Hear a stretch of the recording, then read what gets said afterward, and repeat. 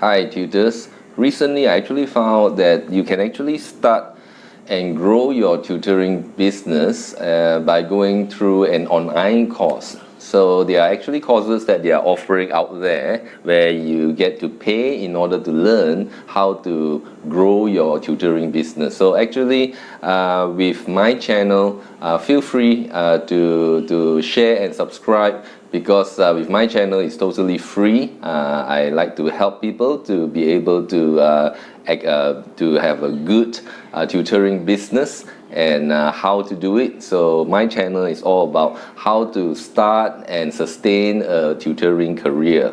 So in this video we are going to talk about how to grow our tutoring business. So if you are just a new tutor starting out and you want to know how to do it, I'll put on the link below on some of the videos that is helpful to get you started. Okay, so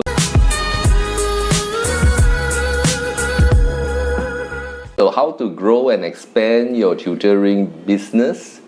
So I'm going to give you 5 suggestions here. The first suggestion is I can remember when I started tutoring more than 15 years ago, we actually have to do the flyers around the condominiums, around the terrace houses and so forth. So that was how we did it many years ago. But now we have to try different types of advertisement. So my first suggestion here is to be able to make sure that we have online marketing or advertisements. So for myself, I actually give a paid subscription. The website is called myprivatetutor.my, and with that I pay a yearly subscription for roughly around 400 ringgit, Malaysian ringgit. So I find that I get to put my profile in there together with all the students' reviews and my background, photograph and so forth. So it makes it more transparent, and I find that I get I get many students from that paid website subscription. So the other thing is Facebook profile. So in order to make ourselves more transparent, so it is good to have a Facebook profile. As we can see that inside the Facebook, we got all our details, our experience and so forth. So when a client just become a Facebook friend of ours, they will straight away find out what we are all about, what we teach and so forth. So besides that, also we can tap into Facebook groups. So we have a lot of all these tutor groups around, and we can see that by becoming a member of a tutor website, Facebook groups, we are able to find some clients over there. So that is another something to think about. And also with YouTube, if you can create your own YouTube channel. So when clients ask about you, they can ask them to refer to your YouTube channel, and then they'll be able to find out all about you. I remember recently, actually just last week, I got a client, a potential client, that called me up and asked me about my rates, about what I can teach, how I can help the children and so forth. So she actually insisted that probably before the first appointment with the student, to meet up, the first consultation, to just meet up and have a bit of a chat. So for me to do that, I have to travel to the student's place, so I make it easier. So all I say to the parent was that you can just check out my Facebook profile, you can check my YouTube channel, and if you have any questions, we can meet up through Zoom conferencing. So rather than going to the client's place, we can just do the first initial meeting through Zoom conferencing. So that was what I said to the parent, and probably she did went through my details and so forth. So when we actually meet up on a morning for a Zoom conferencing, I think probably she already know enough about me. So all she asked me was that can you it is regarding the first appointment, the arrangement for the first appointment. So the conversation lasted for just a few minutes, and that was it.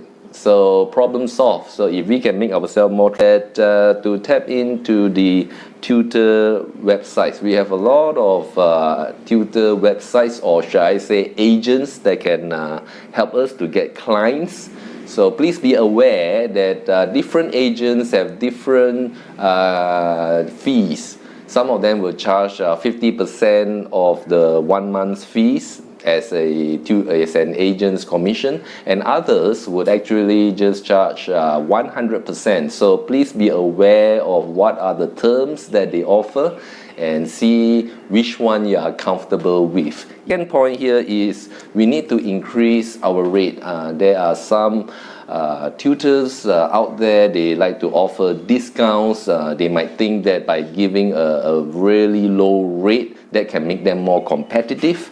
But actually, if we get more and more experience throughout the years, we increase our teaching skills, we are getting better result with encouraging the students. So what that means is that the student will need less time in order to progress. So when we build our expertise on a subject, and when we are able to handle a child much better, or better child management, that is going to sharpen our experience, our teaching skill. So therefore, I really encourage tutors out there to increase their rate based on their experience. So as a testimony, being a tutor for quite some time now, I actually find that not all clients are looking for a discount. I noticed that there are clients out there, they are looking for quality education.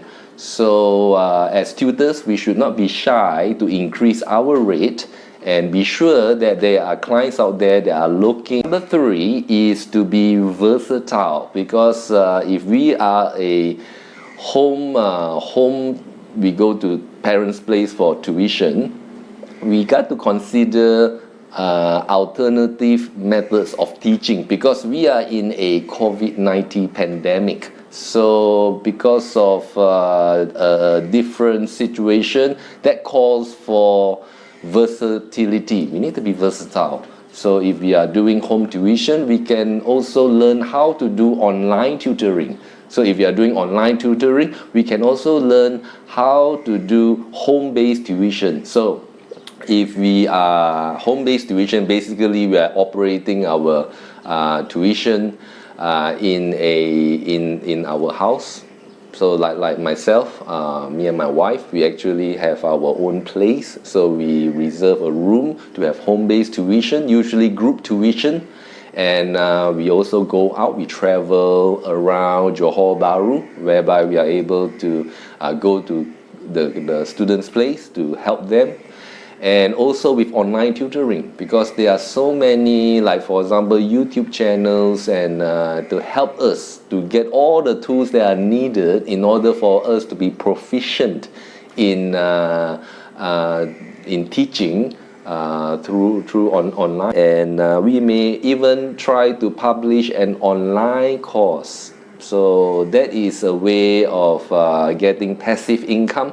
So if we might want to teach mathematics for year 5 or year 6, and we can publish it online, and that way we'll be able to make money. Even with creating a YouTube channel, so if viewers, they view our content, so that's another way of getting passive income. So of course we need to adjust our rates accordingly if we are doing going home tuition, or if we are doing online or home-based group tuition. So we need to be versatile.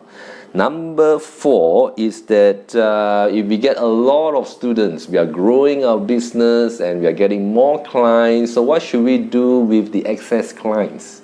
We may need to consider the next step, which is to recruit new tutors. If you are having a home-based tutoring and all the students come to your house to learn, so we can actually consider hiring or training a tutor, and that way we'll be able to help them to polish up on the skill, how to do the tutoring business, how to teach and so forth. At the same time, we'll get a cut of the pay. So that is another good way in order for us to gain income if we get too much. Another way is that we can actually pass a student. If we got many clients, we might pass the student to another tutor, and at the same time we charge them a commission. So in other words, we act as an agent, the middle person. But not least, number 5 is to always ask for reviews. So whenever we tutor a student, it is good to get them to give their own testimony on our performance, because reviews are very powerful. With potential clients, they want to know how good a tutor is, and through the reviews from trusted parents, they'll be able to gain their confidence on a particular tutor and to consider hiring them. So hope you benefited from this video. So I'll see you again in the next video.